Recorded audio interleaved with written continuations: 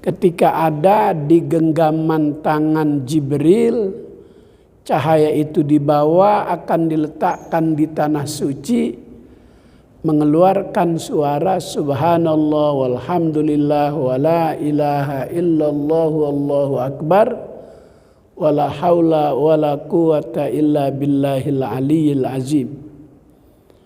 Itulah historis sejarah pertama Jibril membaca kalimat itu mengikuti yang keluar dari nur, dari cahaya. Dan ini menjadi sebuah kecintaan Allah bagi hambanya yang membaca 4 kalimat ini. Kata Nabi, ada 4 bacaan yang dicintai oleh Allah Subhanahu wa ta'ala. Ahabbul kalami ilallahi ta'ala arba. Ucapan yang paling Allah ta'ala suka keluar dari mulut hambanya itu 4 macam. Yang pertama subhanallah, yang kedua alhamdulillah, yang ketiga Allahu akbar, yang keempat la haula wala quwata illa billah.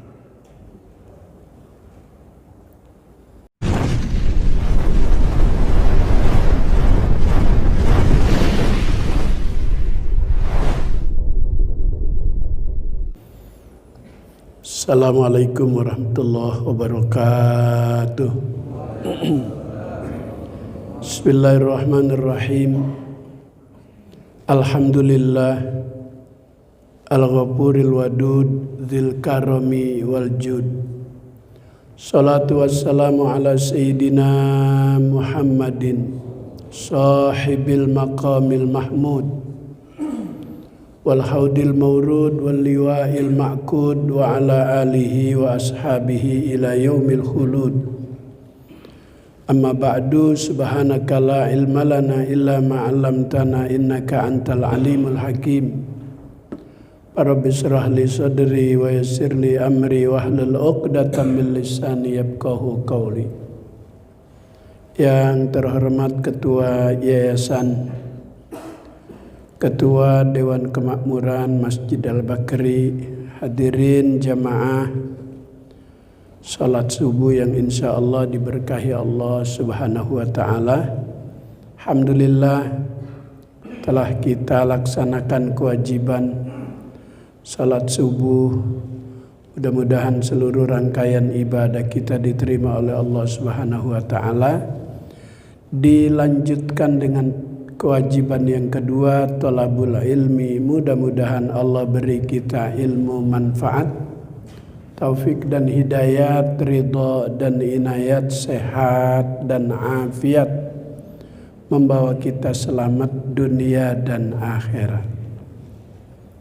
Masih dalam kerangka bulan Rabiul Awal, menjelang akhir-akhir bulan kelahiran Nabi,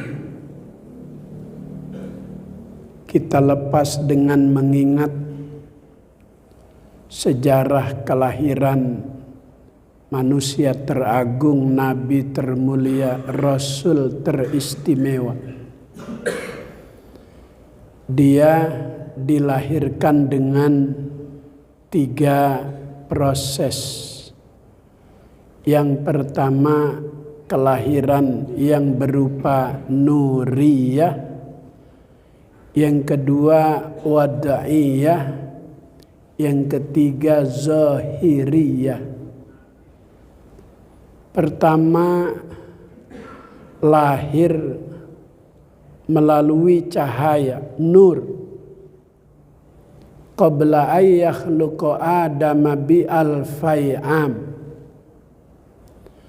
2000 tahun sebelum Nabi Adam diciptakan, nur cahaya Nabi Muhammad sudah tercipta. Ketika Allah Ta'ala ciptakan malaikat Jibril Allah Ta'ala panggil.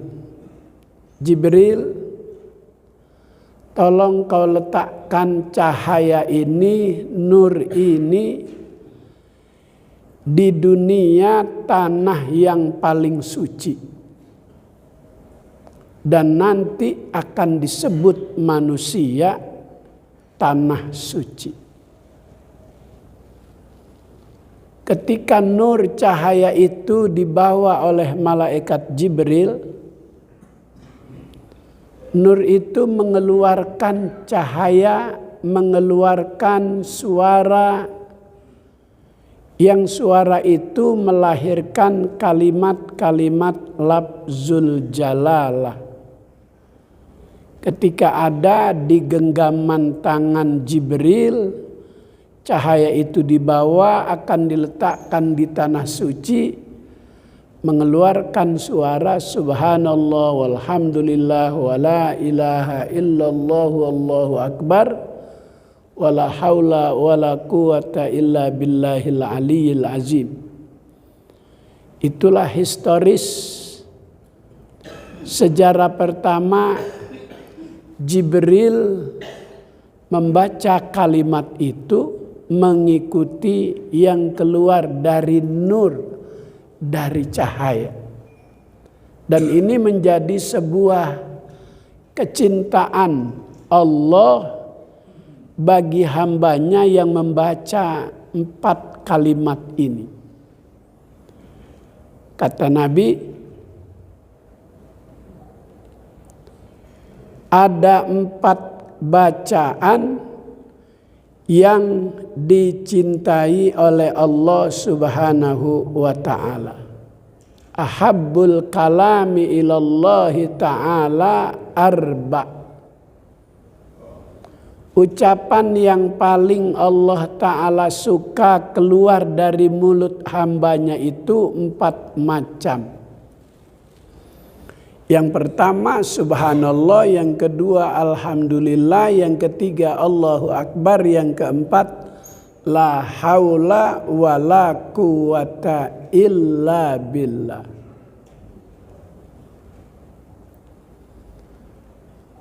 Suatu hari Aisyah sedang menjahit baju. Tiba-tiba lampu minyak di rumahnya itu habis minyaknya, matilah lampu. Jarum jatuh ke bawah. Kamar rumah Aisyah bukan dari marmer, bukan dari granit, bukan dari keramik, dari pasir, dari tanah. Dapat kita bayangkan jarum yang sekecil itu jatuh ke tanah. Bagaimana mencarinya? Perlahan-lahan jari tangan Aisyah itu mencari jarum yang jatuh.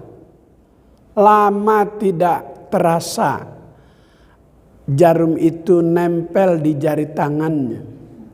Seketika Rasulullah pulang dari masjid, masuk ke kamar, berubah suasana yang tadi gelap menjadi terang. Jarum yang tadi tidak nampak menjadi jelas. Aisyah berkomentar, ma'adwa wajhaka ya Rasulullah. Betapa terang wajahmu ya Rasul. Kata Rasulullah, berbahagia dan beruntung orang yang dapat memandang wajahku.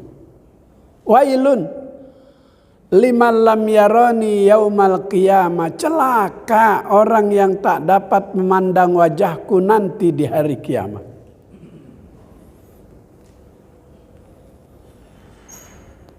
Syekh Yusuf An-Nabahani berkata, andaikan sahabat itu disuruh pilih hidup di sorga dengan segala kenikmatan tanpa bisa melihat Nabi, tanpa bertemu Nabi, dengan hidup di dunia bersama Nabi, maka sahabat akan memilih hidup di dunia bersama Nabi. Sebab pada hakikatnya Allah memberikan kenikmatan hidup adalah diutusnya Nabi ke alam dunia. Habib Ali, pengarang Maulid Simtud Duror, yang besok November 14, 15, 16 akan dibuatkan acara haulnya di Solo. Senin, Selasa, Rabu. Selasanya haul, Rabunya Maulid. Kata beliau, fi jannatin masyaqani min wasfiha. Aku tidak tertarik dengan seluruh kenikmatan yang ada di sorga. Aku tidak terbuai dengan kecantikan bidadari sorga. Tak ada artinya itu semua kalau di sorga tidak berjumpa Nabi.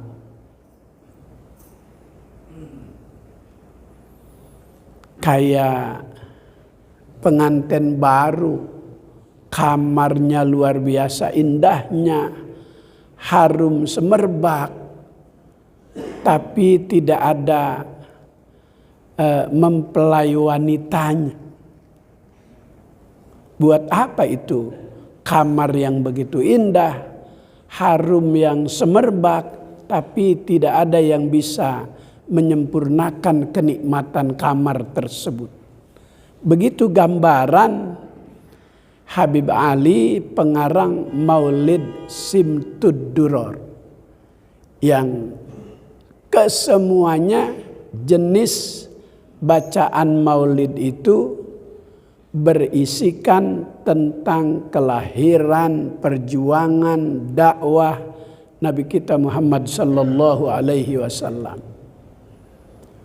Jamaah yang mulia, proses kelahiran yang kedua disebut kelahiran yang wad'iyah, yang menjadi cikal bakal manusia. Ada tulang-tulangnya, ada organ tubuhnya ketika berada di rahim seorang wanita yang Allah Ta'ala pilih. Itu cahaya berpindah-pindah dari Nabi Adam terus berpindah-pindah ke Nabi Ibrahim. Makanya Nabi Ibrahim tak tersentuh api jika ia berhadapan dengan Raja Namrud yang siap akan membakarnya. Itu api sudah dipersiapkan 4 bulan sampai 6 bulan untuk membakar Nabi Ibrahim. Allah berkata saat dilempar, ya naru kuni bardan wassalaman ala Ibrahim. Hai api dingin, jangan kau panas. Selamatkan itu Ibrahim. Karena dalam tubuh ada cahaya Nabi, sementara api itu dapat tercipta dari cahaya nur Nabi. Maka nurun ala nurin, anta syamsun, anta badrun, anta nurun, fauqa nuri. Itu rembulan, itu matahari tercipta dari nur Nabi kita Muhammad sallallahu alaihi wasallam. Maka tidak dapat menyentuh kulit Nabi Ibrahim karena dalam tubuhnya ada cahaya, ada nur Nabi kita Muhammad sallallahu alaihi wasallam. Berpindah sampai ke dalam tubuh seorang yang bernama Abdullah, yang menjadi cikal bakal orang tuanya Nabi. Diletakkan dalam tubuhnya ada nur, ada cahaya. Di zamannya di kota Makkah, Abdullah terkenal di kalangan kaum perempuan pemuda paling tampan. Jika ia jalan di waktu malam, kota Mekah kelihatan bercahaya. Jika ia jalan masuk ke desa yang gelap kelihatan bercahaya. Karena ada nur dalam tubuh Abdullah.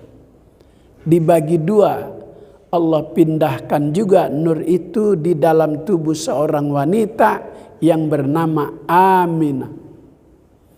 Maka bertemulah dua cahaya itu dalam proses pernikahan yang akan lahir wad'iyah dan zahiriyah wa izharahu jisman wa ruhan bisuratihi wa makna.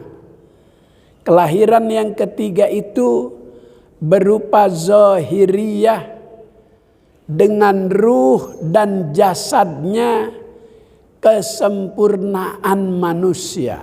Semua makhluk Allah saat Nabi dilahirkan dengan kelahiran yang ketiga, zahiriyah wa izharahu jisman wa ruhan bisuratihi wa makna, lahir ke alam dunia dengan jasadnya yang sempurna, lahir sudah dihitan, lahir sudah memakai sifat mata.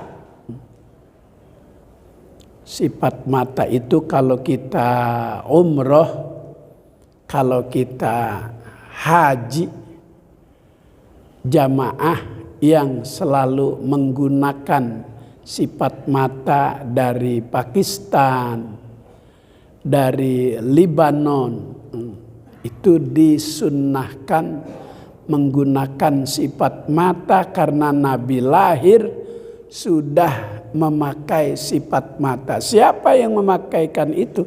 Allah Subhanahu wa ta'ala. Siapa yang telah menghitan saat ia lahir?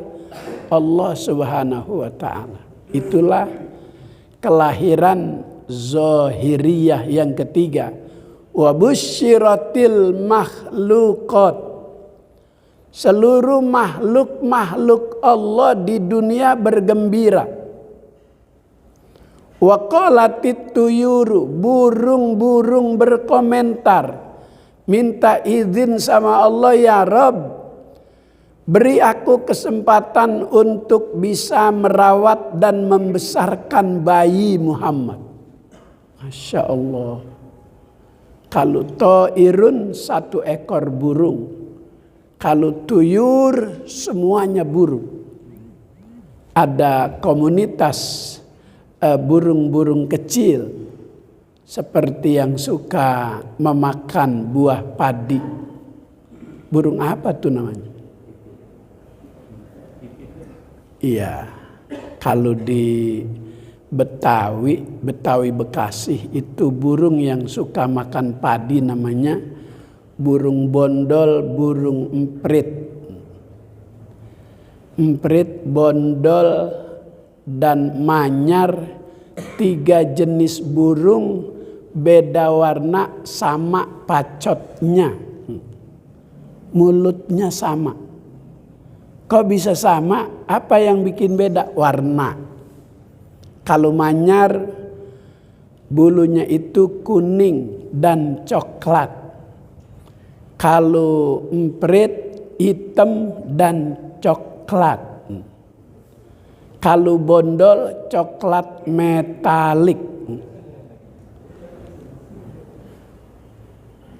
Supaya manusia bisa mengenal jenis burung tersebut.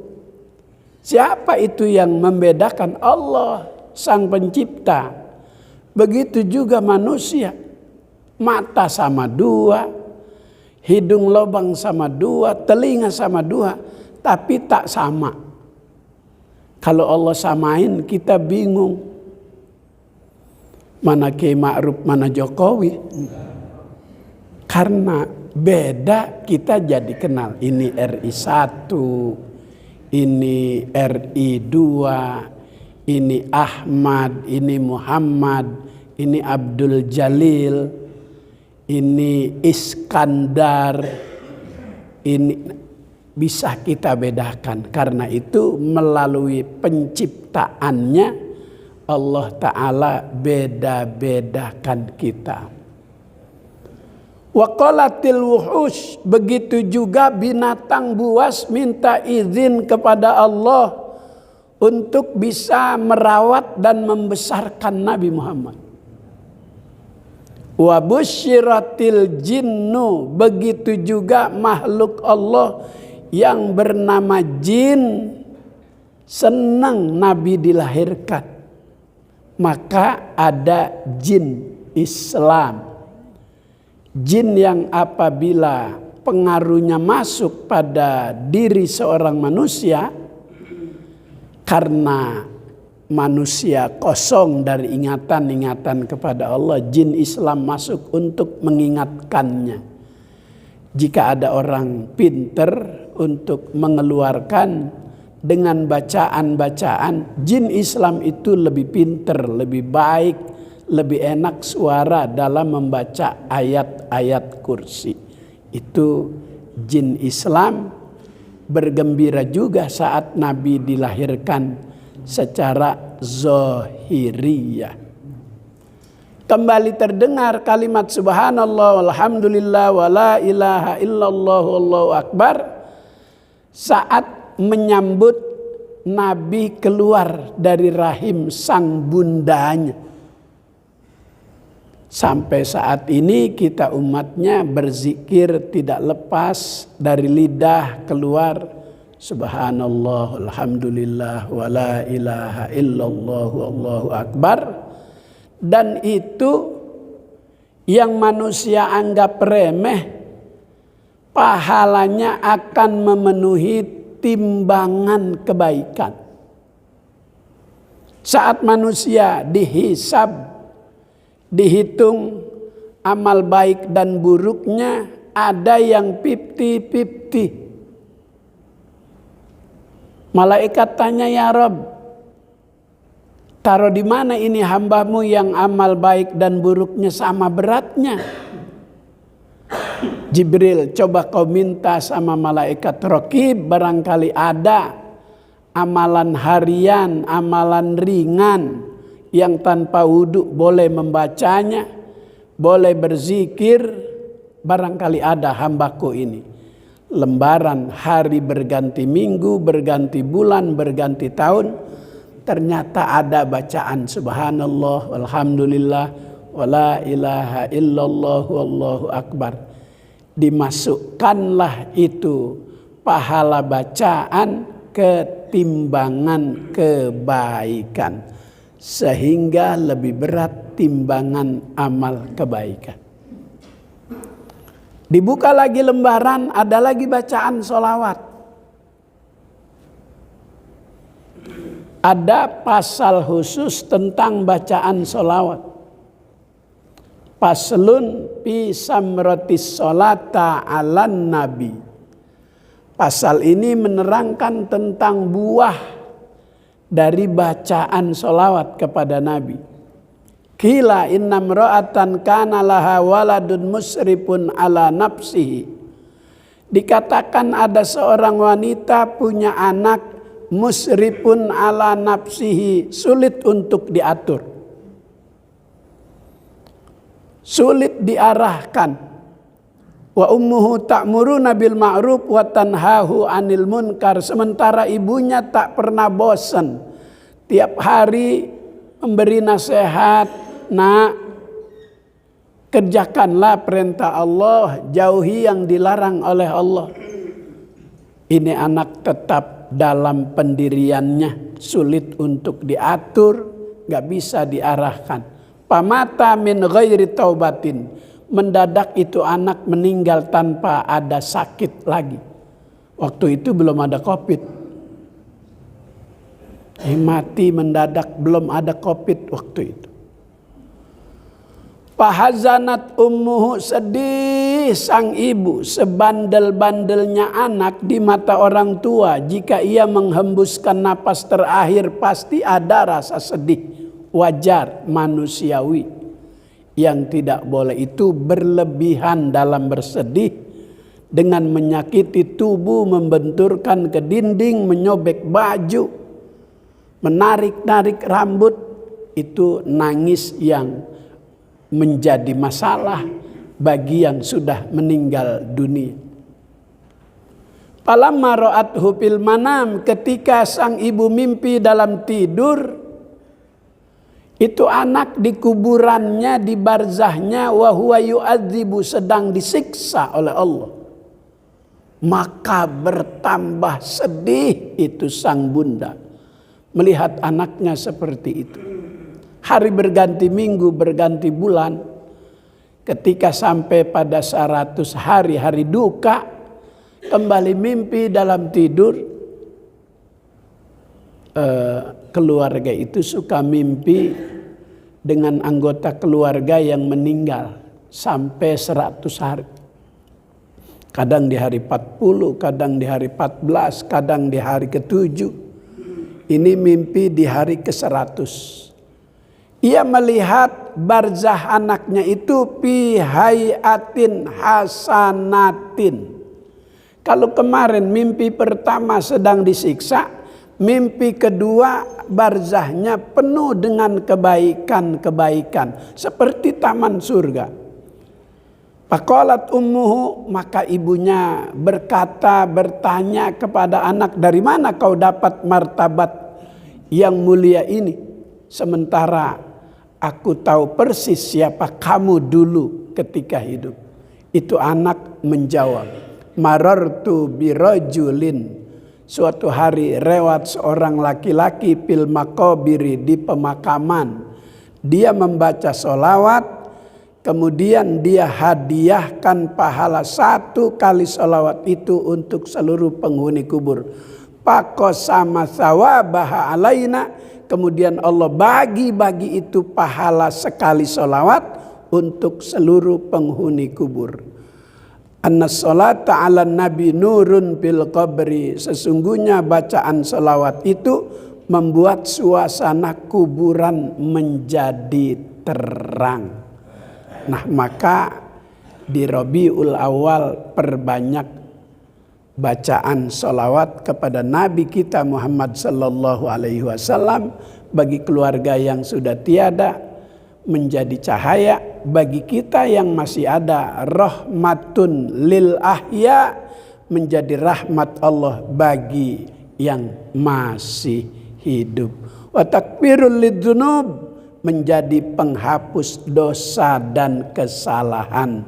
Kata Nabi, salawatukum alayya maghfiratul lidzunubikum, salawat yang kamu baca kepadaku menjadi sebab Allah Ta'ala ampuni dosa dan kesalahanmu. Karena Nabi kita sumber rahmat kasih sayang Allah Subhanahu wa Ta'ala. Mudah-mudahan sehat, panjang umur, ketemu kembali dengan Rabiul Awal tahun yang akan datang. Ini menjelang akhir bulan Rabiul Awal saya sampaikan, pengennya sampai 5:30, tapi saya ditunggu di Paseban oleh Bapak Anies Rashid Baswedan. Dia minta didampingi kunjungannya ke Jakarta Pusat subuh ini. Beliau sudah ada di lokasi, sementara saya masih di sini. Jadi Ustaz Syihab, saya langsung izin tidak bisa sampai 5:30, nggak usah disiapin sarapan, bungkus saja. Allahumma rzuqna ilman nafi'a wa amalan mutaqabbala wa fahman zakiyya wa qalban khashi'a. Allahumma inna nas'aluka fahman nabiyyin wa hifdzal mursalin wa ilhamal malaikatil muqarrabin. Rabbana atina fid dunya hasanah wa fil akhirati hasanah wa qina adzabannar. Sallallahu ala sayyidina Muhammad wa ala alihi wa sahbihi wasallam. Walhamdulillahi rabbil alamin. Assalamualaikum warahmatullahi wabarakatuh.